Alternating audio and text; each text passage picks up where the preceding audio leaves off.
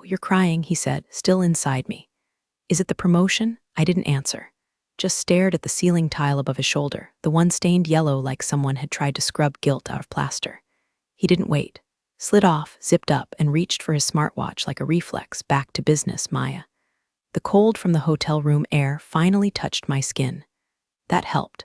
So did the silence after the door clicked shut behind him. I stared at the pillow he'd used, creased, hollow in the middle, like his apology that morning. You know how hard these budget cycles are. I'd built his budget. I'd optimized it, stitched it together from the scraps they called legacy code until the damn thing ran smoother than his Tesla. 6 years, 43 deployed modules, 3 nightmarish pivots, and 1 personal NDA I never signed because he said it was just a formality. And today, when I asked for a raise, he laughed. Literally laughed, doing up his fly. Come on, Maya, you're essential. We all know that. But raises? That's a conversation for, well, bigger picture thinkers. He left lipstick on my cheek when he said it. His, wife's, someone's. I didn't wipe it off. Instead, I opened the minibar and took the 1 bottle I swore I wouldn't touch again. The code was still mine. The architecture, the skeleton they paraded at every damn investor showcase, was born from the 3 sleepless weeks I spent living off granola bars and whiteboard markers in a rented basement apartment that smelled like mildew and startup dreams. They didn't own that, but someone else might want to, especially the company across the street, especially since I still had the original dev environment. And the patent? Well, that's where it gets interesting. The patent sat in a dusty folder on a hard drive labeled old crap/don't delete seriously. I almost didn't open it. Like it might have disintegrated if I touched it wrong, like some relic from a version of me that still believed in late nights and shared credit and tech bros who said things like, "We're a family here." But there it was. US, patent no, 10-something, filed by M. Desai, method for dynamic predictive load distribution in asynchronous modular environments. Their holy grail, my Frankenstein, and the signature, not from the company, not from the CTO, just mine, because I filed it as an individual after a backend summit in 2019 where their senior architect passed out drunk in a beanbag chair and said, "Nobody's gonna bother filing anything until Q3. Legal's a graveyard." I remember nodding, smiling, then going home and spending my entire Sunday on the USPTO website while his hangover turned into a team-wide Slack rant about toxic sprint velocities. They never even noticed. I sat on that secret for years. Not to be strategic, just forgotten. Life got in the way. Burnout. Gaslighting in quarterly reviews. A brief, stupid almost engagement to a DevSecOps guy who once asked me if I needed help understanding TLS certificates. I had written half the encryption module. And now, that signature was a guillotine, humming softly under their neck. The question wasn't if I'd use it, it was how. I spent the next 4 days quietly rebuilding the prototype in a private container on a borrowed AWS account, under a name that wouldn't flag their snitchware security software. I used a VPN, routed through Iceland, and renamed my laptop's hostname to HP DeskJet. Every time I got a Slack ping from the CTO with a thumbs-up emoji, or some forwarded article titled "Top Women in Tech Who Know Their Place," my fingers moved faster. By Thursday, I had a working MVP. By Friday, I had a meeting with Artemis Systems. And by Monday, I wasn't Maya Desai, Senior Integration Specialist anymore. I was Maya Desai, Primary Patent Holder and Sole Licenser. And Artemis, they were very, very interested. Artemis Systems didn't blink. Their VP of Engineering, a woman named Lena with ice blonde hair and 0 time for small talk, scanned the patent number, raised 1 eyebrow, and said, "This is real." I slid the flash drive across the glass table like it was radioactive. "Not just real," I said, "still deployed. 6 years. They built their entire cloud orchestration stack on it." Lena didn't look impressed. She looked interested. "Original filing? Mine. Proof of authorship? Time-stamped source code, DevOps logs, and the original Git commit chain." She leaned back, tapped a stylus against her lips. "You know this is going to start a war. They already started it," I said. "They just laughed too hard to hear the first shot." She smirked. How poetic. 10 minutes later, we were signing NDAs that could have suffocated a moose. By hour 2, I had a licensing deal proposal in my inbox. and by hour 4, the legal team had already flagged 12 instances of copyright violation in the public documentation of my former company's dev blog. But that wasn't the fun part. The fun part came that evening when I quietly uploaded version 2.1 of the engine, cleaned, optimized, with 3 new features Artemis had been dying to crack for 2 fiscal years. No open source, no attribution, fully proprietary, fully mine. And there's now, too. I sent a formal licensing notice to my ex-company the next morning. Subject line: licensing violation and IP infringement review action. Required the CTO probably didn't even open it until his oat milk cortado was lukewarm. But when he did, oh, I bet he spit it across the entire product team. Because attached to that email, in high-res PDF form, was a cover letter signed by me, Maya Desai, patent holder. And below that, Artemis's warning: you are currently operating production software in breach of intellectual property rights. Please respond within 48 hours to negotiate licensing terms. Failure to comply will result in legal action and platform-wide takedown notices. I didn't hear the scream, but I felt it. In the next hour, my old Slack login was revoked, my calendar wiped, my work email locked, but my phone lit up like a Christmas tree strapped to a meltdown.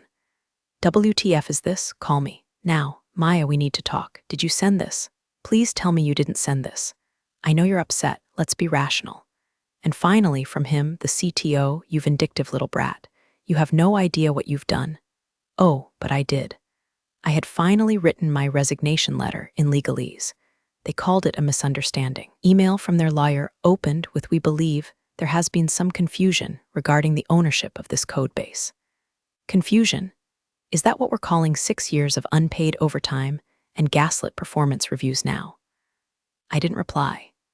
Artemis did, with a response that included a 14-page appendix of API call logs, Jenkins pipeline histories, and a forensic timeline showing exactly when my code went live, who tried to slap their name on it 6 weeks later. Then Artemis's legal VP dropped the hammer. Your CTO's LinkedIn bio references his dynamic load balancer. Maya Desai is the sole inventor. Kindly clarify how a man with no recorded contributions to the project is claiming authorship of a patented process. Silence. And then, noise. Beautiful, chaotic, desperate noise. One of their senior engineers leaked an internal memo to me through Proton Mail. It was supposed to be confidential, but the subject line was a gift. Crisis Protocol Desai Fallout highlights included: deactivate all blog posts referencing Engine Core V1 as in-house IP. Purge Slack messages from 2019-2020 involving code attribution discussions. Cancel CTO's panel appearance at DevCon, too risky. Legal exploring emergency countersuit, but confidence is low. She has receipts. That last line? Yeah, I printed it, framed it, hung it above my coffee maker. And that's when the real game began. A recruiter I barely remembered messaging back in 2021 suddenly reached out: hey Maya, hope you're doing well. We have an urgent principal engineer opening, followed by 3 VC firms asking if I was interested in launching a spinout, followed by an anonymous tip sent to 3 tech blogs about the IP battle brewing inside one of Silicon Valley's most overvalued startups. Guess who leaked it? Here's a hint. She drinks espresso like it's war fuel and signs her emails L. Worth, VP Artemis. 2 days later, Tech Shovel ran the headline: startup darling accused of IP theft by former female engineer. Is it time to rewrite the narrative? The side-by-side of me in a hoodie holding a whiteboard marker, and the CTO giving a keynote in front of my diagram. My arrows, my shorthand, even my damn typo, balancer misspelled blancer. They say revenge is a dish best served cold. I prefer it piping hot, poured over a quarterly earnings call, which, incidentally, was happening the following Monday. And I had just gotten access to something very, very fun: their internal metrics dashboard. Let's just say retention rates weren't the only thing about to drop. Monday, 8:59 a.m. I had 3 monitors glowing like a war room, 2 espresso shots lined up like bullets, and my cat sitting smugly beside me like he knew what was coming. Their Q2 earnings call started at 9 sharp. Live streamed. Public. open to stakeholders, journalists, and most deliciously, former employees with axes to grind. The CEO's voice came through first, forced cheerful, thick with corporate Vaseline. Good morning, everyone. We're excited to share another quarter of innovation and strategic growth. I muted it. I wasn't here for that. I was watching the dashboard. Because over the weekend, one of my former juniors, someone they'd laid off during their culture restructuring, had quietly handed me access to the system they still hadn't air-gapped. I had root-level privileges on their dev telemetry server. I didn't need to touch a thing. I just watched. Because Artemis had flipped the switch that morning. My engine, version 2.1, was now live on their rival's infrastructure. Full rollout, same architecture, better performance, no licensing violations, and my ex-company, they were now broadcasting a live stream while their backend started buckling in real time. API latency doubled, then tripled. Login errors surged. Their analytics dashboard, the one I built, spiked with red. The CTO's voice finally came through the live stream. Tense. Rushed. We're seeing temporary issues due to unexpected load. Our teams are addressing, and then it hit. One of their clients, a huge one, a Fortune 100 beast, had switched platforms. Overnight, to Artemis, to my engine, and the kicker, that client sent a tweet at 9:14 a.m. Excited to be working with that Artemis Systems. Lower latency, better security, smoother integration. Cheers to clean code. Winking face, the tweet blew up. Fast. Developers started piling on, screenshots, benchmarks, side-by-sides. It was open season. One user posted, "Didn't this code look familiar? Pretty sure Maya Desai demoed this at ByteHack in 2019. And suddenly my LinkedIn exploded. Connection requests. Job offers. Articles tagging me as the woman who built the machine and burned the castle. But the best part, someone, bless their caffeinated soul, leaked an internal Slack thread where the CTO typed, "Who the hell authorized her patent? Why wasn't this caught? Who filed nothing?" And the response from their legal lead, just one line, "You told us not to waste time on her. Mike, fucking, drop." By 10:12 a.m., their stock had dipped 11%. By 10:48, it froze, trading halted. By noon, they were trending under #stolen code startup. And me, was sitting in a cafe downtown, sipping burnt diner coffee with Lena from Artemis, watching the whole thing unravel on an iPad. She didn't say anything for a while. Just chewed a pen cap, squinting at the chaos. Then she looked at me and said, "You know, they're gonna come for you." I smiled. They already did. And now, it was my turn. They tried to play victim. By Tuesday, the CEO was on damage control, sweating on CNBC in a blazer that didn't quite fit, saying words like miscommunication, legacy contributor, and my personal favorite. We deeply value our engineers, past and present. Meanwhile, their lawyers were sending Artemis a cease and desist like they hadn't just spent 6 years duct taping my work to their golden parachutes.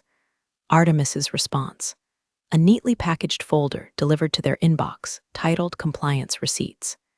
Inside, a notarized copy of the original patent filing, 3 signed witness statements from former engineers confirming I wrote the engine, screenshots of Jira tickets with my name on every major breakthrough, and a recorded Zoom call, time-stamped, transcribed, where the CTO told me this isn't about credit, Maya, it's about teamwork.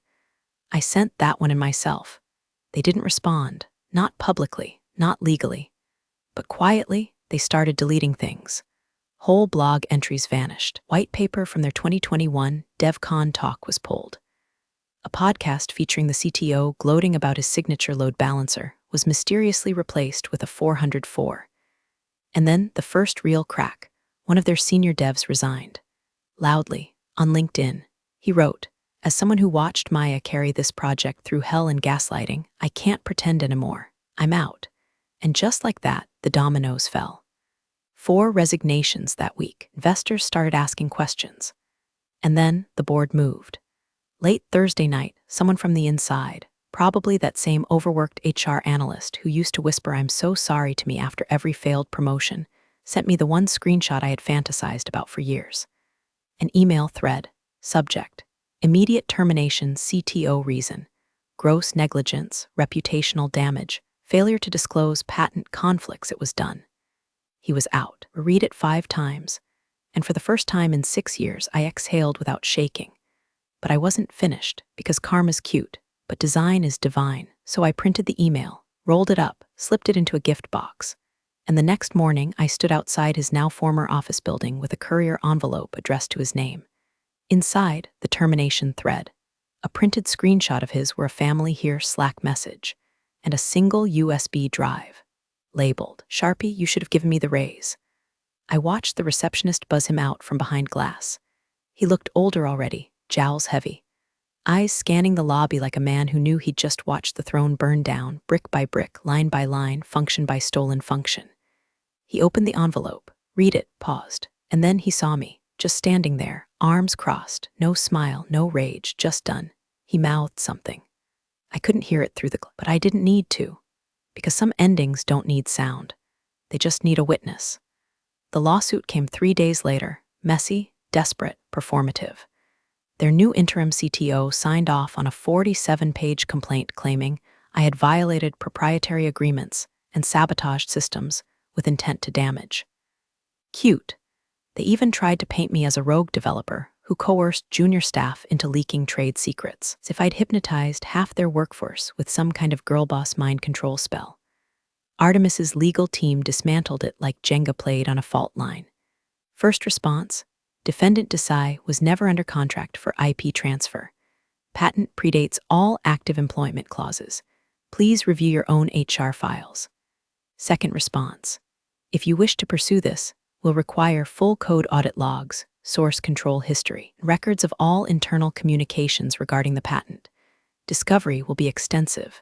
Please confirm your willingness to proceed. Spoiler, they didn't. By Friday, the suit was quietly dropped. No press release, no public statement. Just a little edit to their website footer, one line removed, powered by our proprietary load balancer technology.